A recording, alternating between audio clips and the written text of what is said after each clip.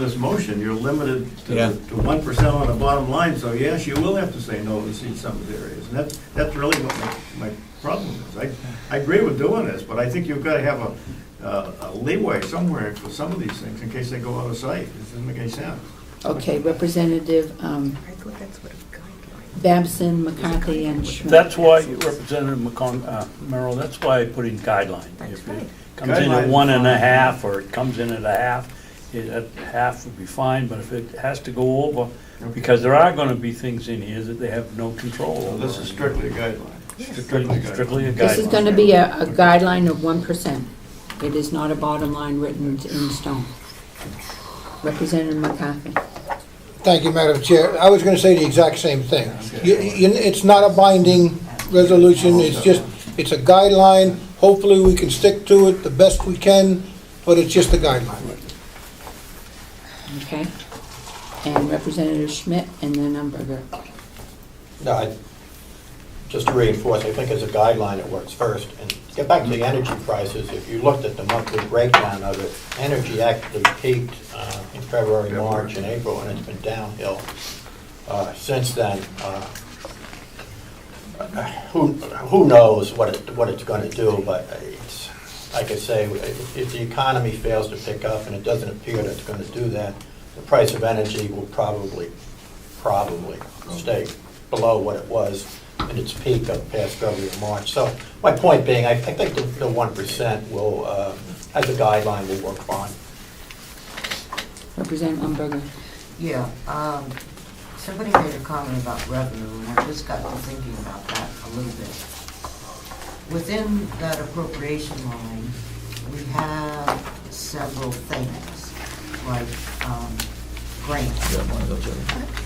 Okay, that we have appropriated, because you have to appropriate it. But then it was, there was no cost because we received the revenue. So, and the same thing in the nursing home.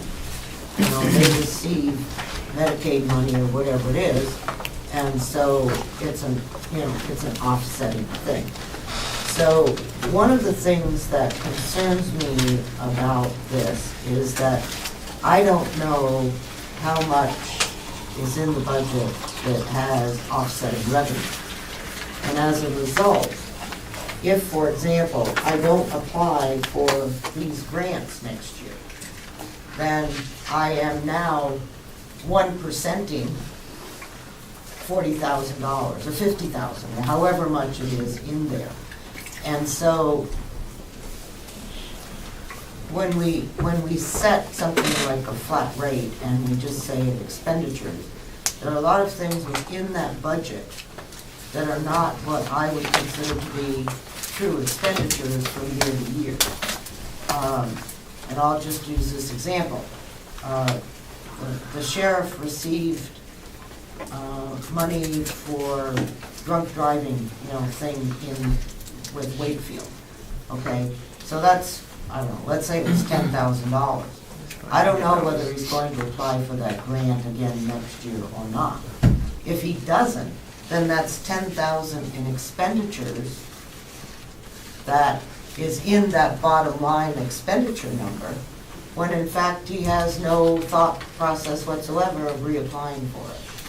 And so, and I don't know how, whether there's money in any place else within the budget, but I do know that that's there. So those are the kinds of things that, from my point of view, we have to be very, very careful when we say 1% of expenditure. Because, as I said, there are revenues that offset expenditures that may or may not be applied for the following year. So My just, comment to you, if they don't apply for the grant, then they don't do the work and they shouldn't be spending the $10,000 to begin with. But Well, Representative as Babson. long as That was a very short answer to what I was gonna say. If the sheriff gets the money this year, and he goes out and he does the work, it's charged to the county and then it's reimbursed. Next year on a budget 1%, if he doesn't go out and get that money, he doesn't hold those patrols.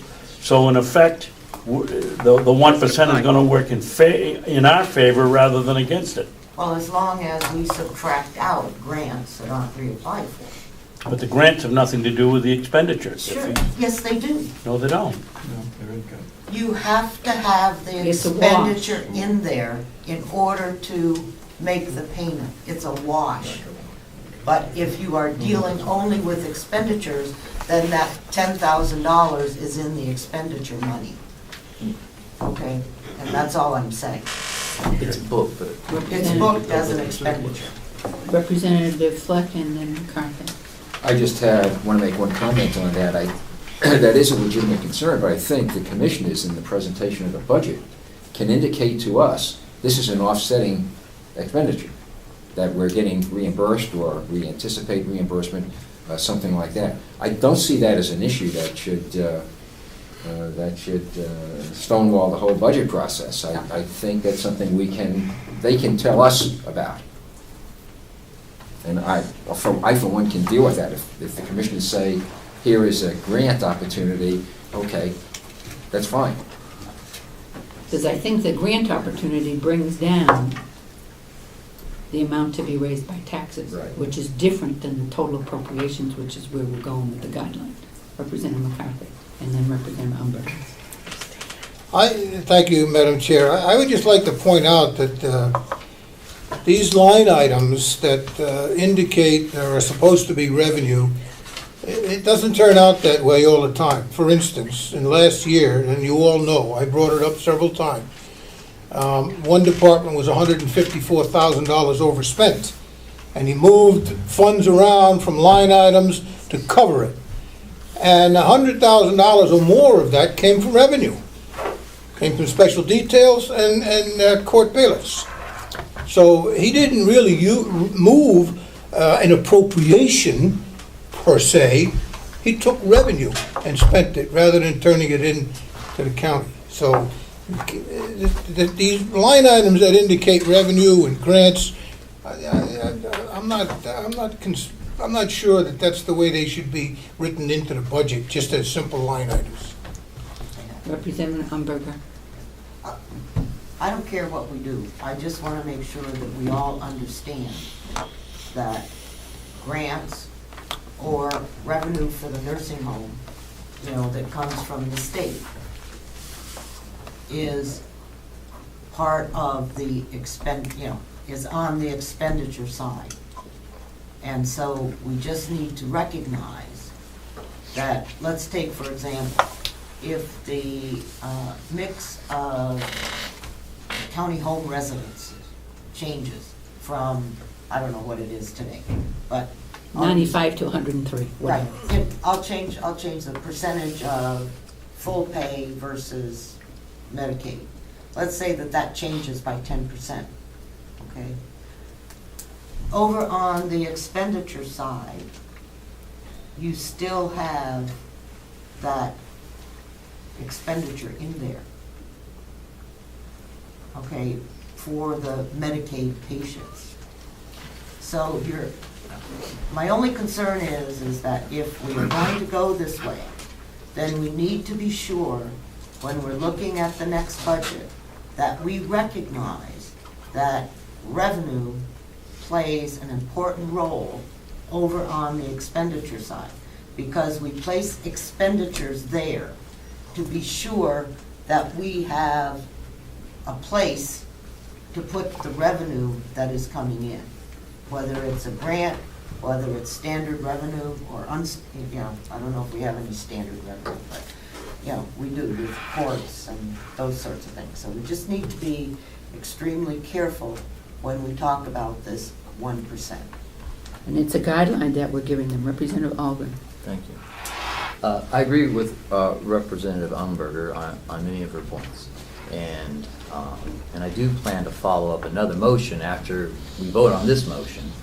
I believe that as a guideline to try to maintain the additional 1%, which will be about $250,000 over this total appropriation, is a reasonable guideline, okay, for the expenditures, and it's a good start on the total budget, the budget in totality, which includes the revenues. And but it comes down to what our taxpayers are pulling out of their wallets, and that's gonna be the total raise by taxes. But we're right now in a very interesting situation because we have about $2 million coming back from money not expended to build the nursing home. You know, we're gonna have about $1 million less, okay? So, and once again, that $1 million, you know, we went up 17% on our general fund spending last year. That was a 17% increase. That's what happened. It was offset by some windfall revenues, okay, of which we've got maybe 2 million more coming and 1 million less that we had from last year, okay? But should we be spending all that money, pumping it into it this year, or maybe should we plan to spread it out a little bit?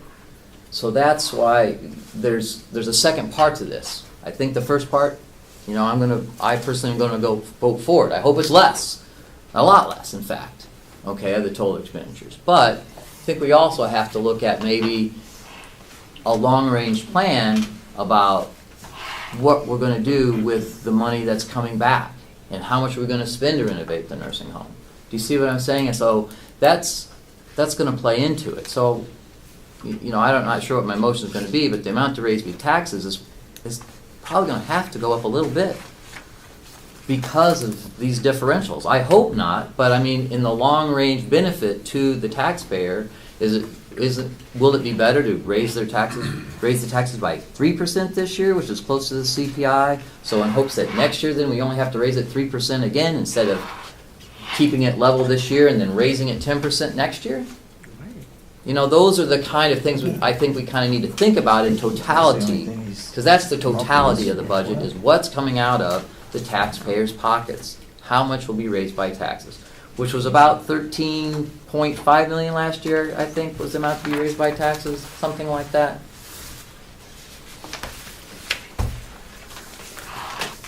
$12,800. 12.8, okay.